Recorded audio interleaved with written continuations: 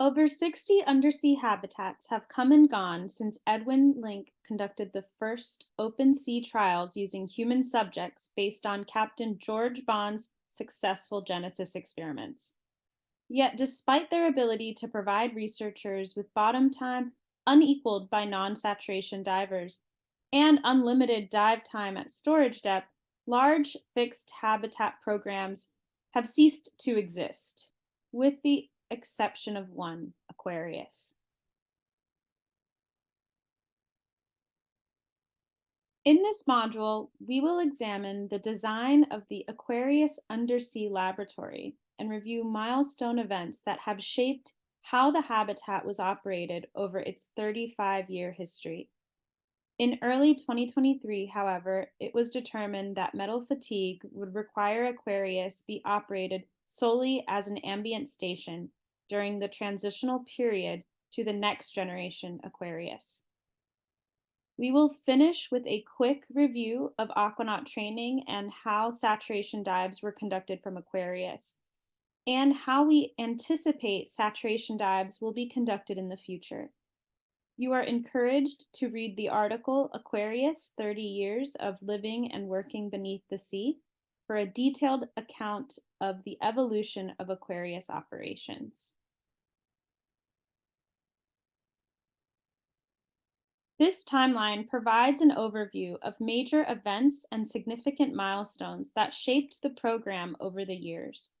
The timeline is divided into three distinct eras: construction and subsequent operation in St. Croix under the direction of Farley Dickinson University, relocation of the program to the Florida Keys under the control of the University of North Carolina, Wilmington, and Aquarius operations and ultimate ownership under the leadership of Florida International University. The conceptual design of the habitat was initiated in 1980 and construction began in 1984. Commissioned by NOAA, the National Oceanic and Atmospheric Administration, Aquarius was constructed of a 0.75-inch thick steel that incorporated numerous electrical and fluid penetrators. Fabrication and testing took less than 2 years to complete at a total cost of $5.5 million.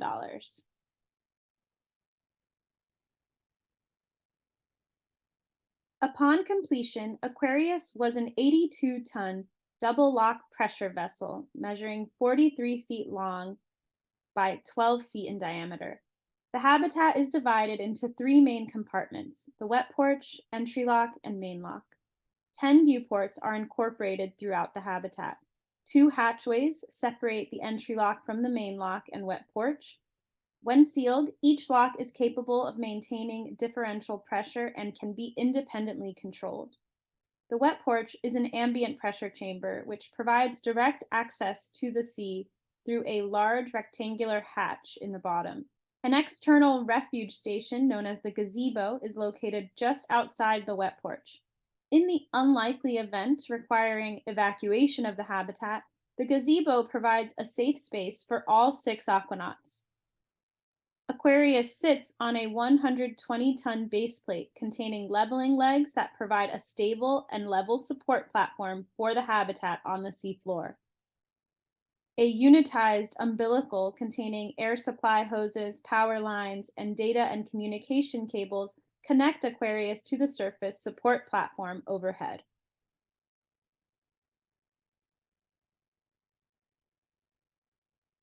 After construction, Aquarius and the base plate were towed aboard a 100 by 50-foot catamaran to St. Croix and deployed in the footprint of Hydrolab in Salt River Canyon.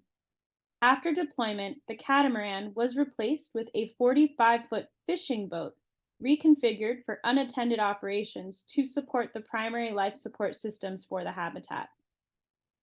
Life support sensors and communication lines were routed from the shore base to Aquarius and the unmanned life support boat.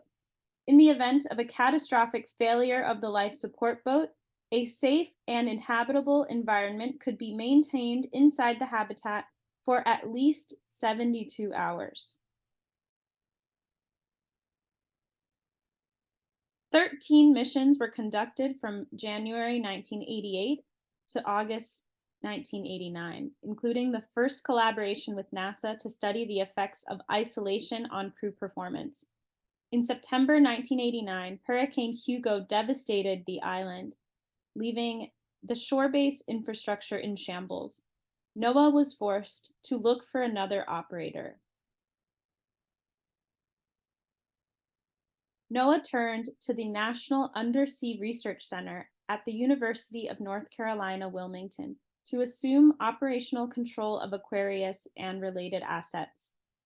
In November 1990, the habitat and baseplate were recovered from the seafloor and towed to the state ports in Wilmington, where they were refurbished.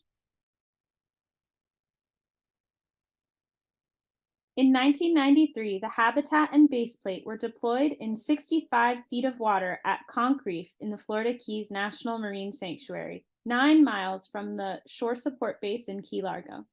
After deployment, the launch recovery transport catamaran was reconfigured as a support barge and fixed directly over Aquarius in a 4-point mooring configuration. Barge facilities included all life support equipment, a deck recompression chamber and science lab, and was continually manned during Aquarius operations.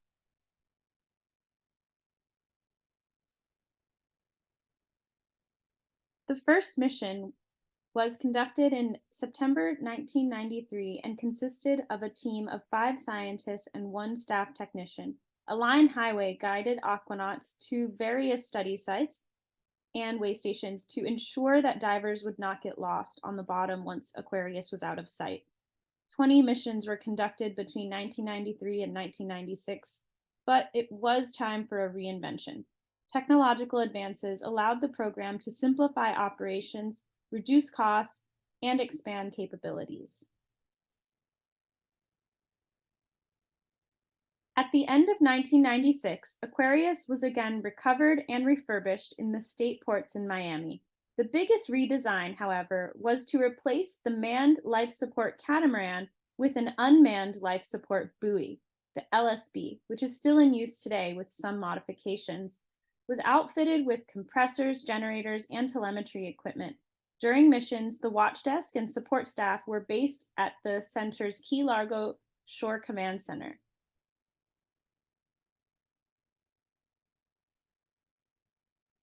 In this new operational configuration, a second staff technician was inside the habitat, joining 4 scientists to ensure that a strong diver and qualified inside tender was always available to assist the aquanaut team.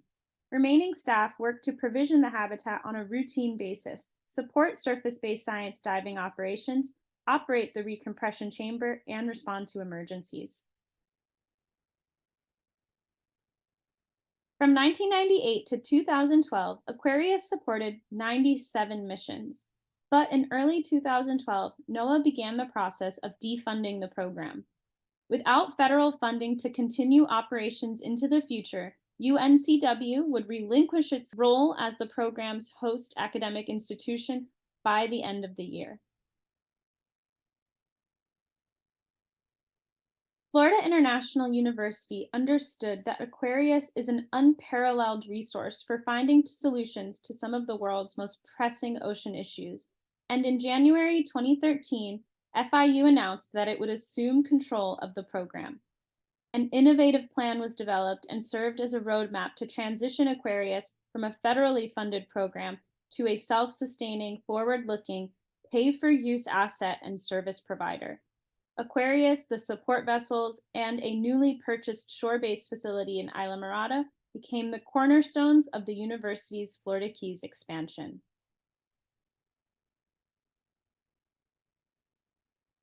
Aquarius has remained submerged since 1997 for a total of 26 years, and the staff's dedication and perseverance have kept the habitat operational.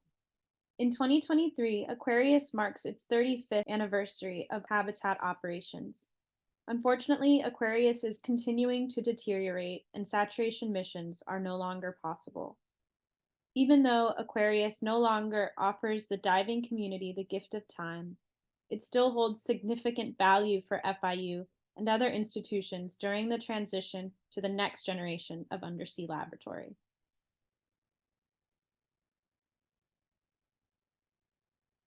While operational modes have evolved over the years, aquanaut training and diving from Aquarius have remained relatively consistent. Every aquanaut candidate had to meet basic requirements and pass intensive experiential training before being eligible to fill a highly coveted space aboard Aquarius.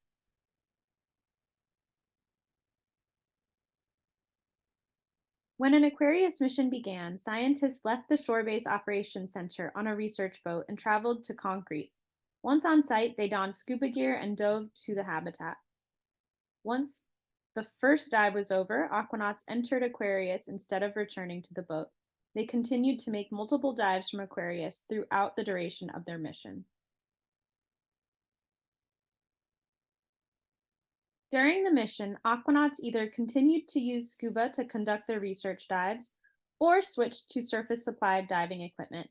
Surface supplied diving is an alternative to using scuba equipment in that an aquanaut's breathing gas is supplied from Aquarius via a diving hose or umbilical. Air is the breathing gas used in both modes of diving. On the last day of the mission, aquanauts were sequestered inside Aquarius, and the hatchway between the entry lock and the wet porch was sealed. Over the course of the next 15 hours and 45 minutes, the pressure inside Aquarius was gradually reduced to surface pressure to allow inert gas to safely come out of the bloodstream and be exhaled away.